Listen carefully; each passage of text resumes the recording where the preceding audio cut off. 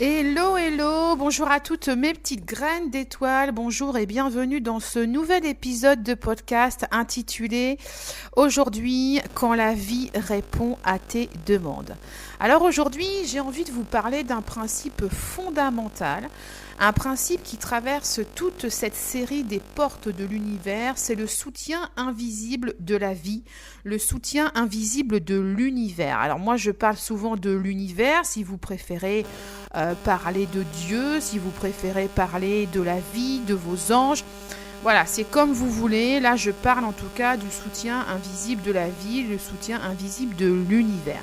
Et avant d'aller plus loin, eh bien, j'aimerais que l'on commence par déconstruire ensemble, en fait, une fausse croyance extrêmement répandue.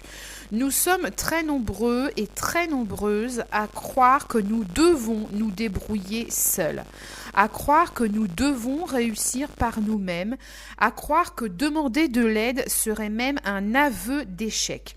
Et il y a dans cette idée profondément ancrée que demander de l'aide, c'est se montrer vulnérable. Et pour certaines personnes, se montrer vulnérable, c'est se montrer faible. Et demander de l'aide devient alors synonyme d'infériorité. C'est comme si on dit aide-moi, j'y arrive pas toute seule. En fait, c'était une preuve d'incapacité. Voilà, une preuve de faiblesse. Et cette croyance, elle est très souvent accompagnée d'une autre croyance où on pense que si on demande de l'aide, eh bien, on va déranger. Et là, je l'ai encore entendu ce week-end par une amie qui m'a dit, tu sais, j'aime pas demander, je ne veux pas déranger. Je pense qu'elle se reconnaîtra à l'écoute de ce podcast. Cette phrase-là, je l'entends depuis des années. Il y a aussi une autre croyance qui est plus silencieuse mais qui est très puissante, c'est celle « je ne mérite pas d'aide ». Et là, cette croyance « je ne mérite pas d'aide », là, la question que j'ai envie de poser, elle est simple, mais pourquoi tu penses que tu ne mérites pas d'aide ? Ces croyances-là que je viens de vous donner, elles sont fausses, elles sont très très très répandues et surtout elles sont extrêmement limitantes. Ces croyances, on peut se poser la question, mais d'où viennent ces croyances ? Ces croyances, elles viennent très souvent de notre éducation.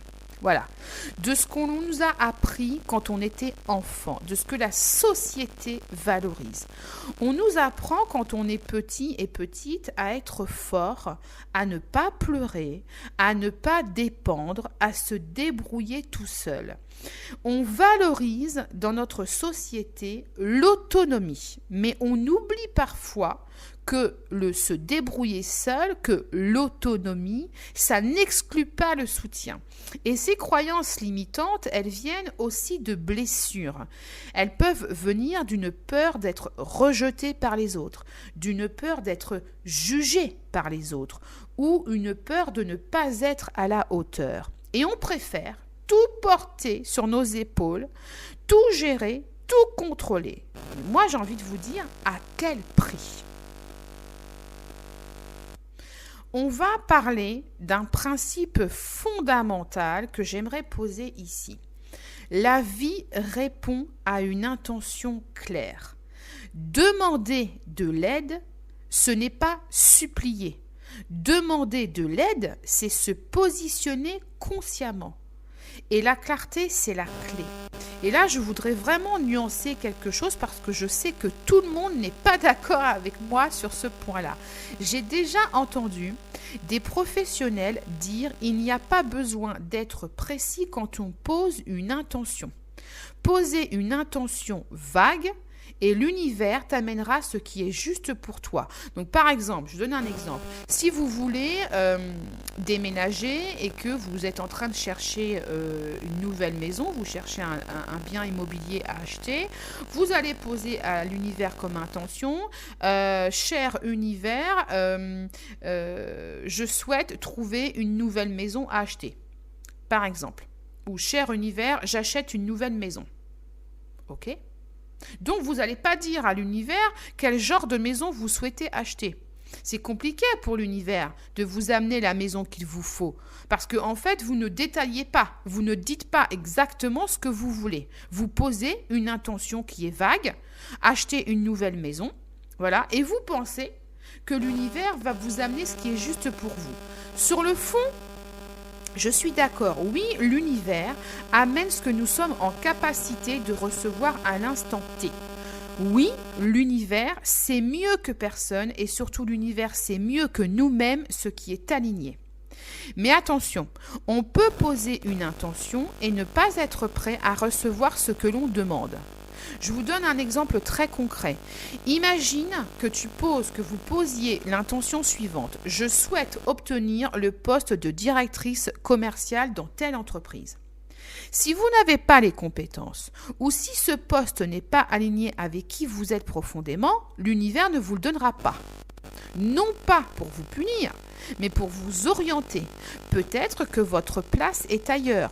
Peut-être que vous êtes plutôt faite pour un poste de directrice des ressources humaines, par exemple.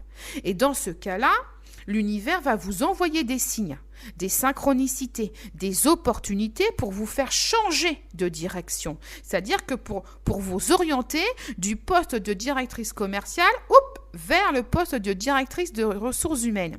Parce que le vrai problème, c'est pas que l'univers ne répond pas, c'est que nous ne savons pas toujours lire et écouter ses réponses. D'accord ?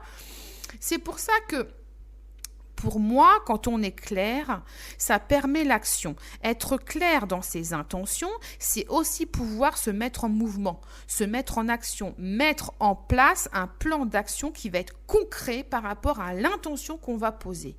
Si vous posez une intention et que vous êtes incapable de décrire les étapes pour y parvenir, c'est souvent que l'intention n'est pas encore claire.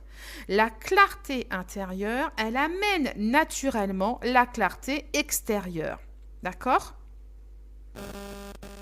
Alors pour toutes les personnes qui me suivent depuis un certain temps, vous savez que je ne suis pas dans une spiritualité qui va être perchée.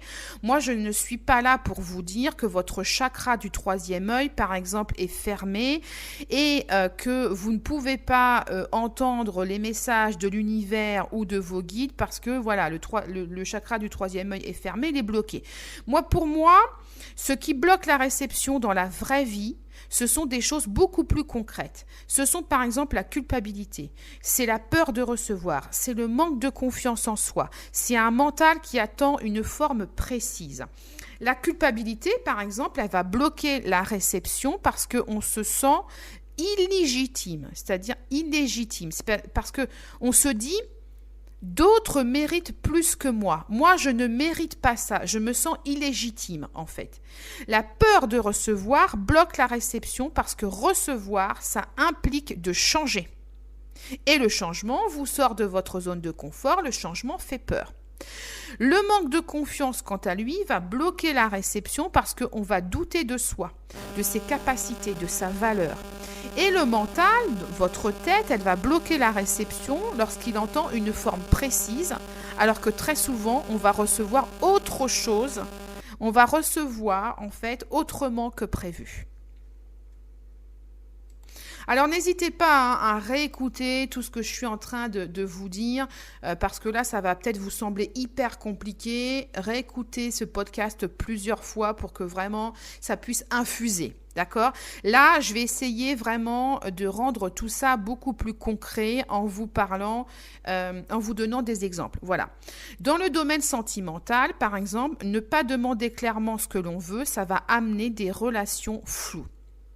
Clairement, moi en tout cas, c'est ce que je pense. Que vous soyez célibataire ou en couple, la question c'est toujours la même. Qu'est-ce que vous voulez vraiment ? Pendant des années, par exemple, j'ai proposé des guidances sentimentales et j'ai fini par arrêter. Pourquoi ? Parce que je voyais toujours les mêmes schémas. Des femmes malheureuses en couple qui ne quittaient pas leur partenaire, même lorsque la relation était toxique. Et la guidance, elle n'a aucun effet si elle n'est pas suivie d'action. Et dans le sentimental, il faut demander clairement à l'univers ce que l'on veut vivre dans son domaine sentimental. Qu'est-ce que vous voulez vivre dans votre couple, dans votre mariage ? Qu'est-ce que vous voulez vivre dans votre célibat ? Ça vaut aussi pour le domaine relationnel. Toujours aider sans jamais demander, ça crée un déséquilibre. Si vous donnez tout le temps et que vous ne demandez jamais, ne vous étonnez pas de vous épuiser, d'accord ? Parce que les autres en face, ils ne peuvent pas deviner ce que vous voulez si vous ne le dites pas. Dans le domaine familial, par exemple, dans certaines familles, on porte tout le monde. C'est-à-dire que dans le domaine familial, vous pouvez être amené à porter vos parents, vos frères, vos sœurs. Et ça va vous épuiser. Et demander du soutien, c'est pas un échec. Là, c'est une nécessité. C'est pour votre bien-être. C'est pour votre santé. Dans le domaine professionnel, je le dis souvent, alors ça c'est quelque chose que je dis très souvent, si tu ne demandes rien, tu n'as rien. Et ça c'est quelque chose que je dis à mes enfants par exemple. Je leur dis, mais si tu ne demandes pas, bah tu n'auras pas. Et alors souvent la réponse c'est, mais non mais c'est sûr d'avance, j'aurai pas. Non mais je dis, demande quand même. Demande quand même. Et bien souvent ils sont très surpris de la réponse. Ils demandent et là ils reviennent me voir, ils disent bah du coup heureusement que tu m'as dit de demander parce qu'en fait j'ai obtenu ce que je voulais. Voilà. Donc demandez, ne vous dites pas ah bah non je ne demande pas parce que bah, je ne recevrai pas. Non, demandez, faites l'expérience de demander. Voilà. Demandez à votre patron, demandez à votre mari, demandez à la vie, demandez à l'univers. Voilà. Dans le domaine professionnel, voilà, si vous ne demandez pas d'augmentation, vous n'en aurez pas. Si vous ne demandez pas d'évolution, vous n'en aurez pas. Voilà. Et demander, c'est aussi se positionner, c'est aussi s'affirmer.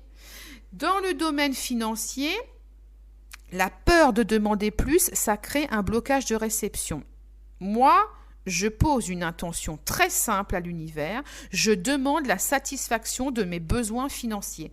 Je demande en fait à l'univers que tous les besoins financiers que j'ai soient satisfaits. Voilà, donc n'hésitez pas à poser cette intention-là. Concernant le bien-être, concernant votre corps, quand on dit que la vie répond, que l'univers vous répond, sachez également que votre corps vous répond aussi. Le corps parle. Le corps, il parle par la fatigue, par la douleur, par les tensions. Le corps, il vous alerte. Tous les jours, votre corps vous répond. Tous les jours, votre corps communique avec vous. Et pour le domaine spirituel, si vous attendez des signes de l'univers, si vous attendez des signes de vos anges, des archanges, sans jamais poser d'intention, il n'y a pas d'échange. Là, on est dans un silence. Donc, la vie, l'univers, vos guides, vos anges vont vous répondre, ils vont répondre à ce que vous formulez. D'accord ? Donc, posez-vous une question essentielle aujourd'hui. Avez-vous vraiment demandé à la vie ou à l'univers ce que vous espérez, ce que vous voulez, ou est-ce que vous espérez que l'univers ou la vie devine à votre place?